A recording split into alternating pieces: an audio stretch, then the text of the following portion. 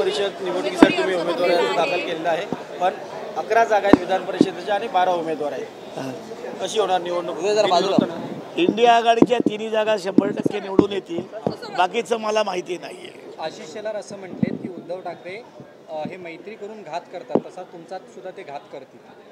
मला वाटत नाही उद्धव ठाकरे तसे करतील का. त्यांचे माझे व्यक्तिगत संबंध पहिल्यापासूनच आहेत आणि त्या बाबतीमध्ये उद्धव ठाकरे माझ्यासारखे स्पष्ट वक्ते आहेत.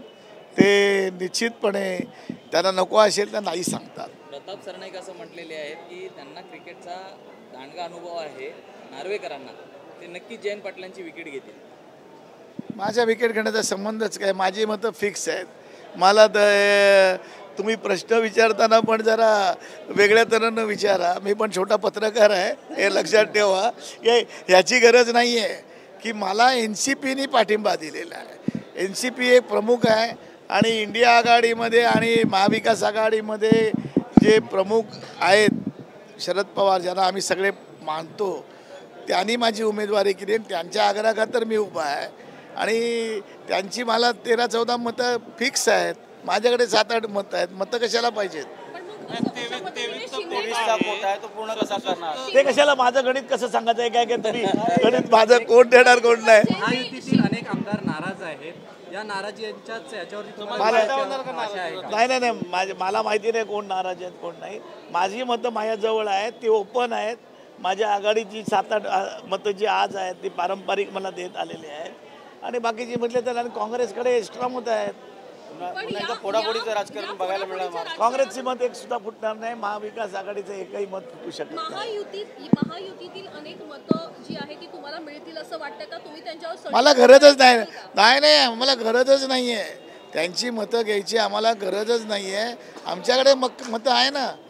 आमची मतं जी आहेत 13 मतं राष्ट्रवादीची आहेत, 15 मतं 16 मतं उद्धव ठाकरेंची आहेत, 37 मतं काँग्रेसची आहेत. करा बेरीज किती होते ते. महायुतीतली जी मतं आहेत ही फुटण्याची शक्यता किती वाटते? आपण तिसरा उमेदवार दिला त्यावर एकही मत फुटणार नाही.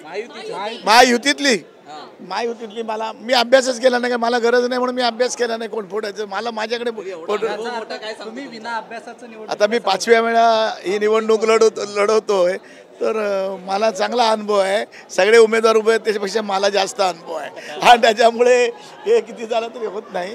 आणि असं माझं काय गणित आहे ते मी कशाला सांगू माझं गणित काय. पण मला खात्री आहे की मी जी विधिमंडळामध्ये गेली 25 वर्ष जे काम केलं त्या कामाची पावती मला वेळोवेळी मिळत गेलेली आहे आणि या ठिकाणी माझे कोणी शत्रू नाही आहेत, असतील तर मित्रच आहेत आणि त्यामुळे मला याच्यामध्ये अडचणीला असं वाटत नाही. म्हणजे सर्व पक्षीय मित्र तुमच्या मदतीला येतील.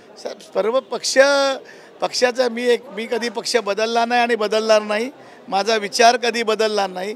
मैत्री वेगळी आहे आणि ती मैत्री मी टिकवली. त्याचा कधी थोडाफार उपयोग. पत्रकार पण माझे मित्र आहेत, तो पण माझा चांगला मित्र आहे. विचार त्याला त्याच्यामध्ये काय प्रॉब्लेम नाही आहे. म्हणून का असं होणार नाही आहे.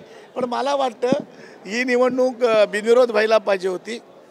आम्ही सध्या 2 नावं दिली होती पण आता 2-3 दिवसामध्ये आज पहिलाच दिवस आहे. उद्या कुठून होईल. परवा आहे 4 तारीख आहे, परवा 5, त्याच्यानंतर 5 तारीख आहे. तोपर्यंत बऱ्याच घडामोडी होतील असं मला वाटतं.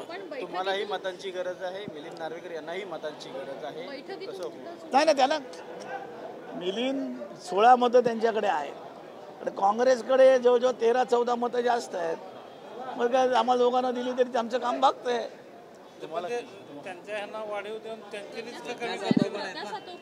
काँग्रेसचं मत फुटणार आहे का? काँग्रेसचं आता कुठलंही मत फुटणार नाही. धोका आहे तो तुम्हाला युतीला. काँग्रेसमधलं मत किंवा आघाडीमधलं मत कुठलंही फुटणार नाही हे तुम्ही सांगू नका. आणि कोण आहेत? दत्ताचार्य आहेत तिथे सगळेजण. बाळासाहेब थोरात आहेत, आपले जयंत पाटील आहेत, तुमच्या NCPचे सगळे चांगले आहेत म्हणून तर मी जोरात बोलतोय. टॉपमध्ये नंतर काँग्रेसमध्ये चांगले आहे. बंटी पाटील आहे, चव्हाण साहेब आहेत. कोण फुटणार?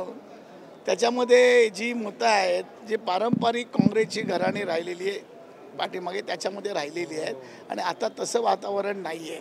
आणि तुम्ही ते म्हणता आता रायगडचं राजकारण मला माहिती आहे का तुम्हाला माहिती? तुम्ही म्हणता असं होईल तसं होईल. झालं का? मी थांबलो होतो आणि मी सगळ्यात शेवटी गेलो फॉर्म भरायला. उद्धव ठाकरे होते, सगळे काँग्रेसचे पुढारी होते, NCPचे सगळे होते, आम्ही एकत्र गेलो. त्याच्यामध्ये कुठे फरक पडला? तुम्हाला शंका वाटते का? पण सर 3 उमेदवार महाविकास आघाडीचे आहेत, तर बसून सामंजस्याने मुद्दा सोडवता येऊ शकतो. काय महाग कुठलं? कारण प्रज्ञा सातव आहे, तुम्ही आहात, मिलिंद नार्वेकर आहे, मग आमच्याकडे कोटा आहे ना. 23 मग 46 23 आणि पुढची मतं आहेत ना. 71 तुम्हीच सांगता. मतं का नाही येत? खोटं आहे का? कोण मत फुटणार सांगा मला. अशी ठीक ठरलेली आहे ती आहे. मतं वाढतील पण कमी नाही होणार. म्हणजे अपक्ष महाविकास आघाडीच्या सोबत आहे ना. तुम्ही नाही. वाढतील असं महत्त्वाचं विधान केलेलं आहे. वाढतील म्हणजे कुठल्या अनुषंगाने? व्यक्तिगत जे माझ्या कामावर मी विधिमंडळात काम केलं, बाकीच्या ठिकाणी सहकारात काम केलेलं आहे. माझे अनेक मित्र आहेत. त्या मित्रामध्ये मला नक्कीच कोण ना कोणतरी होणार, त्याला काय प्रश्न नाही. आता हे पत्रकार पण इथे सिनियर जे आहेत इथले ते माझे मित्र आहेत. तुम्ही ज्युनियर आहात आता.